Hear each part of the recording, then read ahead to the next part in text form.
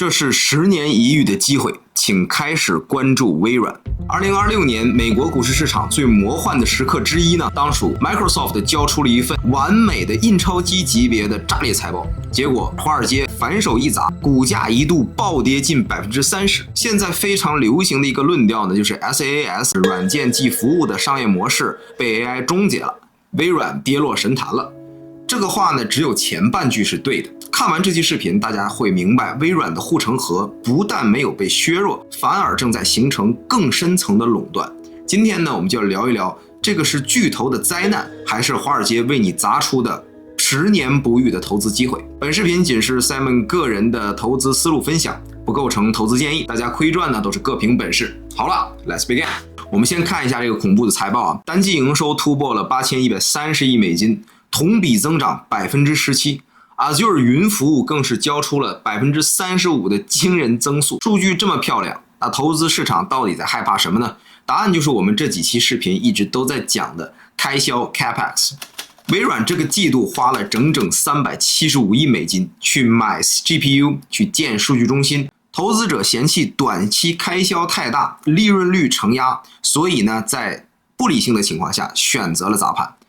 重点来了，为什么说这次是价值投资者的机会呢？大家回想一下，2014年，当萨提亚刚接手微软，力排众议，狂砸钱造数据中心、搞云计算的时候，当时的华尔街也是疯狂看空，嫌弃微软开销太大。结果现在在基础建设期买入的投资者，吃到了微软随后10年暴涨近10倍的红利。今年呢，历史正在重演，微软现在砸下的1000亿美金，就是在铺设 AI 时代的底座。投资科技巨头最大的红利，永远都是隐藏在范式转移的阵痛期。朋友们，这就是认知的偏差，投资市场认知的偏差在给我们机会。很多人担心 AI 会击穿普通的 SaaS 公司，这个判断绝对是正确的。目前 AI 的浪潮正在血洗2类 SaaS 公司，第一类呢，就是单点工具AI 套壳型，就比如说做营销文案的这 Jasper AI， 或者做笔记管理的 Notion， 他们仅仅是在调用别家大模型去做界面，并没有真正的壁垒。第二类呢，就是按人头收费的这种流程型，比如做客服系统的 Zendesk。大家都知道啊，这个 AI 的智能体正在直接裁掉接管这种人类的客服服务，他们的收入也会随之被腰斩。这个就恰恰反衬出了微软 Microsoft 它的不可战胜的3大护城河。我们先说它的第一个优势啊，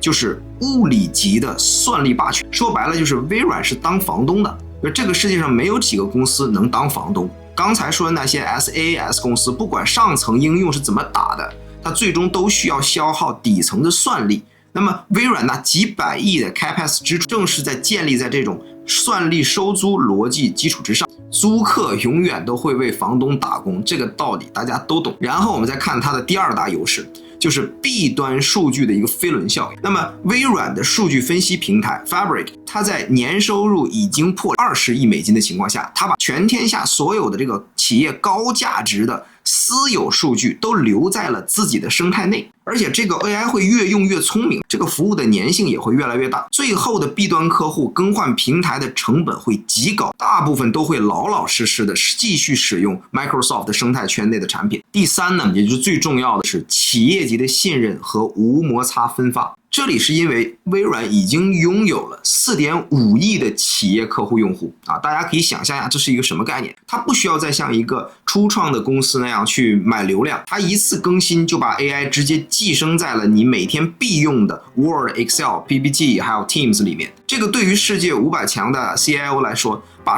公司机密数据交给一家不认识的 AI 初创公司是极其危险的，但交给他已经用了20年的微软，这个就是一个绝对安全的默认选项。这种深植于企业中心的信任和现成的分发渠道，是任何黑马公司都无法在短期内所颠覆的。投资我们不能只讲道理，那么我现在还要落在计算器上。既然跌了30%，那现在的388到400美金的这个价格区间，它凭什么撑得住？我们来看几组关键的数字啊。第一呢，是确定性，6250亿的未结订单。微软现在的账上有高达6250亿美元的已签约但未确认收入，这就意味着它未来的现金流有一个非常恐怖的确定性，即便宏观经济它去衰退，它的基本盘也非常稳。第二呢，就是微软自身的一个超强的盈利能力，哪怕在砸了巨额资本 Capex 支出之下，微软的盈利利润现在依然维持在惊人的47%左右。美股能在这个体量下保持这种利润率的公司是屈指可数的。第三呢，就是估值回归常态，目前的远期市盈率已经降到了22到23倍，暴跌前的微软市盈率曾高达35倍，现在泡沫都给你挤出去了。按照华尔街对2026年约17美元每股收益的预期，目前的估值已经回落到了23倍左右。这意味着什么呢？就意味着你正在以美股标普500指数的平均估值购买这个地球上护城河相当深、AI 变现能力极强、收入还在以15%的速度增长的超级寡头。这个安全边际是给你拉满了。现在我们看懂了这些底层的逻辑以后和估值的底线了，那么投资逻辑就相对清晰了。第一呢，就是我们要警惕那些没有独家数据、没有底层算力的纯 SaaS 公司，然后利用目前的恐慌情绪，用金字塔式的分批开始建仓 Microsoft。在目前的价位呢，我会买入第一仓，如果继续下探，我会买入我的第二梯队。如果你懂期权，那在这个高波动率的时候呢，卖出看跌期权 sell put 来低位接盘也是可行的策略。但是再次提醒，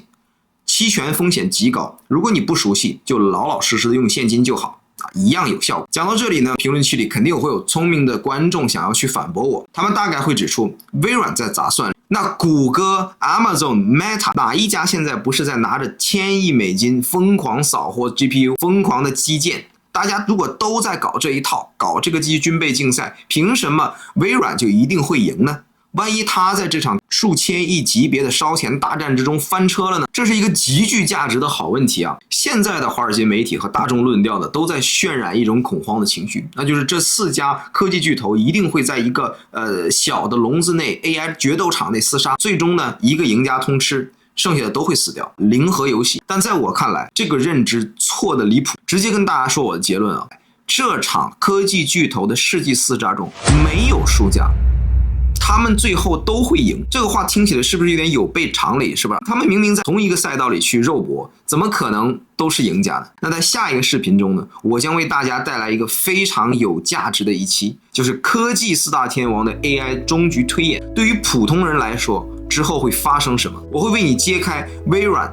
Google、Amazon 和 Meta 的底层变现逻辑，告诉你他们各自锁死了哪个领域的赛道，同时告诉你作为一个投资者，我们应该如何在这种巨头之争中做出最稳妥的资产配置。如果你不想错过这场财富密码的转移呢，请现在就点赞订阅我的频道，打开小铃铛，我们下一期高能硬核解析不见不散。